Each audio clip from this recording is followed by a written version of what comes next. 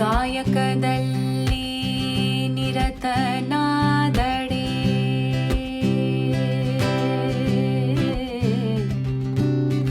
ಕಾಯಕದಲ್ಲಿ ನಿರತನಾದಡೆ ಗುರುದರ್ಶನವಾದಡು ಮರೆಯಬೇಕು ಮರೆಯಬೇಕು ಮರೆಯಬೇಕು ಮರೆಯಬೇಕು.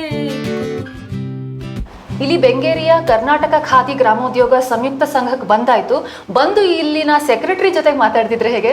ಹಾಗಾಗಿ ಶಿವಾನಂದ ಮಠಪತಿ ಅವ್ರು ನನ್ನ ಜೊತೆಗಿದ್ದಾರೆ. ನಮಸ್ತೆ ಸರ್. ನಮಸ್ಕಾರ. ಇಲ್ಲಿ ಎಷ್ಟು ಜನ ಕೆಲಸ ಮಾಡ್ತಾರೆ? ಹೆಣ್ಣು ಮಕ್ಕಳು ಜಾಸ್ತಿ, ಇದೊಂದು ಬಹಳ ಹೆಮ್ಮೆ ವಿಷಯ. ನಮ್ಮ ಸಂಸ್ಥೆಯಲ್ಲಿ ಖಾದಿ ಕೇಂದ್ರಗಳಿದಾವೆ. ನಮ್ಮ ಬಾಗಲಕೋಟೆ ಡಿಸ್ಟಿಕ್ನಲ್ಲಿ ಬಟ್ಟೆ ಮತ್ತು ನೂಲು ತಯಾರಾಗೋದು. ಸುಮಾರು 1200 ಜನ ಅಲ್ಲಿ ಕೆಲಸ ಮಾಡ್ತಾ ಇದ್ದಾರೆ. ಅದರಾಗೆ 95% ಮಹಿಳೆಯರು ಕೆಲಸ ಮಾಡ್ತಾ ಇರೋದು. ಇಲ್ಲಿ ನಮ್ಮ ಹುಬ್ಬಳ್ಳಿ ಯೂನಿಟ್ನಲ್ಲಿ ಅಲ್ಲಿ ಬಾಗಲಕೋಟ್ನಲ್ಲಿ ತಯಾರಾಗಿ ಬಂದ ಬಟ್ಟೆನ ಇಲ್ಲಿ ಡೈಯಿಂಗ್ ಮಾಡೋದು, ಸ್ಟಿಚಿಂಗು, ಬ್ಲೀಚಿಂಗು ಎಲ್ಲ ಇಲ್ಲಿ ಕೆಲಸ ನಡೀತದೆ.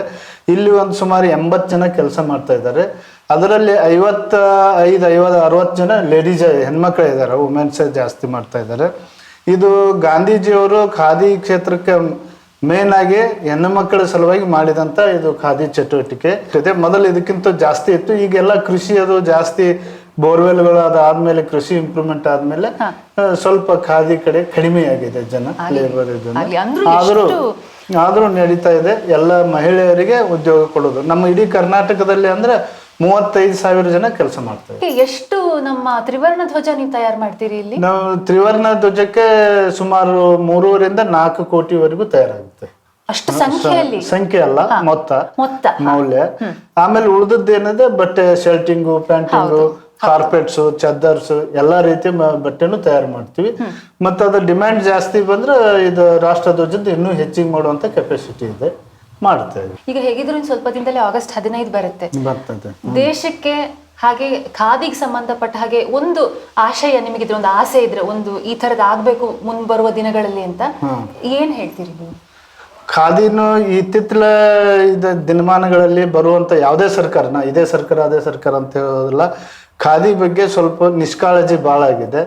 ಮೊದಲು ಏನಿತ್ತು, ಖಾದಿ ಬಗ್ಗೆ ಬಲ್ಲವರು ಸ್ವಾತಂತ್ರ್ಯ ಹೋರಾಟಗಾರರು ಸರ್ಕಾರದಲ್ಲಿ ಇರ್ತಿದ್ರು. ಸ್ವಾತಂತ್ರ್ಯ ಹೋರಾಟಗಾರರ ಒಂದು ಗೈಡೆನ್ಸ್ ಕೇಳ್ತಿದ್ರು. ಅವ್ರು ಏನ್ ಹೇಳ್ತಾರ, ಅವ್ರ ಮಾರ್ಗದರ್ಶನದೊಳಗ ನಡೀತಿದ್ರು. ಈ ಇತ್ತಿತ್ತಲಾಗಿ ಬರತಕ್ಕಂತ ಮಂತ್ರಿಗಳು ಕೆಲವೊಬ್ರು ಇದಾರೆ, ಕೆಲವೊಬ್ರಿಗೆ ಅದರ ಬಗ್ಗೆ ಖಾದಿ ಬಗ್ಗೆ ಗೊತ್ತಿಲ್ಲ. ಅವ್ರು ಧರಿಸುವಂಥದ ಪ್ಯೂರ್ ಖಾದಿನ ತೊಡೋದಿಲ್ಲ.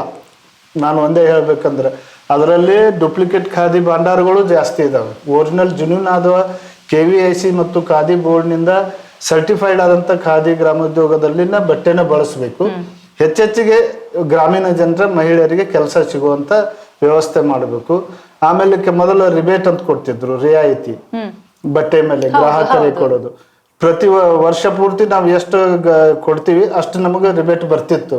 ಈಗ ಅದನ್ನ ತೆಗೆದು ಬಿಟ್ಟಿದ್ದಾರೆ. ಈಗ ಅದನ್ನ ತೆಗೆದ ಮಾರ್ಕೆಟಿಂಗ್ ಸಹಾಯಧನ ಅಂತ ಮಾಡಿದ್ದಾರೆ, ಮಾರುಕಟ್ಟೆ ಸಹಾಯಧನ.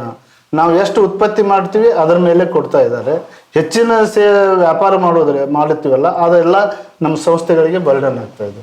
ಹಿಂಗಾಗಿ ಕೆಲವೊಂದು ಖಾದಿ ಸಂಸ್ಥೆಗಳು ನಮ್ಮ ಇಡೀ ದೇಶದಲ್ಲೇ, ನಮ್ಮಲ್ಲಿ ಒಂದಲ್ಲ ಎಷ್ಟೋ ಸಂಸ್ಥೆಗಳು ಮುಚ್ಚಿ ಹೋಗ್ತಾ ಇದಾವೆ. ನಮ್ಮ ಕರ್ನಾಟಕದಲ್ಲೂ ಆಗಿದೆ, ಬೇರೆ ರಾಜ್ಯಗಳಲ್ಲೂ ಆಗಿದೆ. ಅದಕ್ಕೆ ದಯಮಾಡಿ ಸರ್ಕಾರ ಖಾದಿಗೆ ಪ್ರೋತ್ಸಾಹನ ಸಾಕಷ್ಟು ಬೇರೆ ಬೇರೆ ಯೋಜನೆಗಳನ್ನು ಮಾಡ್ತಾ ಇದ್ದಾರೆ, ಇದು ಮಾಡ್ತಾ ಇದ್ದಾರೆ. ಅದರ ಜೊತೆಗೆ ನಮ್ಮ ಖಾದಿ ಸಂಸ್ಥೆಗೆ ಒಂದು ಸ್ವಲ್ಪ ಇಂಥ ಸಹಾಯ ಆಗುವಂತ ಕೆಲಸ ಮಾಡ್ಲಿ ಅಂತ ನಾವು ಸರ್ಕಾರನ ಕೇಳ್ಕೊಳ್ತೀವಿ. ಇಷ್ಟು ಒಳ್ಳೆ ಮಾತಾಡಿದ್ರಿ ಶಿವಾನಂದ ಅವರು. ಇವತ್ತು ಬರೀ ನಿಮ್ಮ ಮನಸ್ಸಷ್ಟೇ ಅಲ್ಲ, ನಿಮ್ಮ ಒಂದು ಘಟಕನು ನಮಗೋಸ್ಕರ ಮುಕ್ತವಾಗಿ ತೆರೆದಿಟ್ರಿ. ನಾವಿಲ್ಲೆಲ್ಲ ಓಡಾಡಿದ್ವಿ, ಬಹಳ ಸಂತೋಷ ನಮ್ಮ ಜೊತೆ ಮಾತಾಡಿ. ರಾಷ್ಟ್ರ ಧ್ವಜ ತಯಾರು ಮಾಡುವಂತ ಒಂದು ಸೌಭಾಗ್ಯ ನಮ್ಮ ಇದಕ್ಕೆ ಸಿಕ್ಕಿದೆ, ಸಂಸ್ಥೆಗೆ.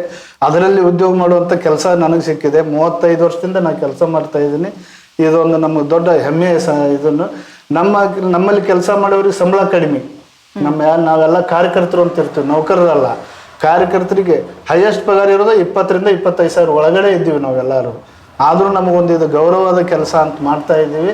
ಅದಕ್ಕೆ ನೀವು ಪ್ರಚಾರಗಳು, ಮಾಧ್ಯಮದ ಮುಖಾಂತರ ಎಲ್ಲ ಕಡೆಯಿಂದ ಖಾದಿಗೆ ಮತ್ತು ನಮ್ಮ ರಾಷ್ಟ್ರಧ್ವಜನ ನಮ್ಮ ರಾಷ್ಟ್ರದ ಸಾಮಾನ್ಯ ಪ್ರಜೆ ಹಿಡ್ಕೊಂಡು ರಾಷ್ಟ್ರಪತಿಯವರಿಗೂ ಎಲ್ಲರೂ ಗೌರವ ಕೊಡ್ತಾರೆ, ಎಲ್ಲರೂ ಸೆಲ್ಯೂಟ್ ಮಾಡ್ತಾರೆ.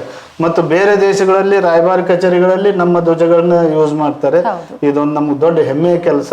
ಅದೊಂದು ಗೌರವದಿಂದ ನಾವು ಕೆಲಸ ಮಾಡ್ತಾ ಇದ್ದೀವಿ. ಆಗ್ಲಿ, ಧನ್ಯವಾದಗಳು ಸರ್. ನಮಸ್ಕಾರ. ಲಿಂಗ ಪೂಜೆಯಾದಡು ಮರೆಯಬೇಕು ಮರೆಯಬೇಕು ಮರೆಯಬೇಕು ಮರೆಯಬೇಕು.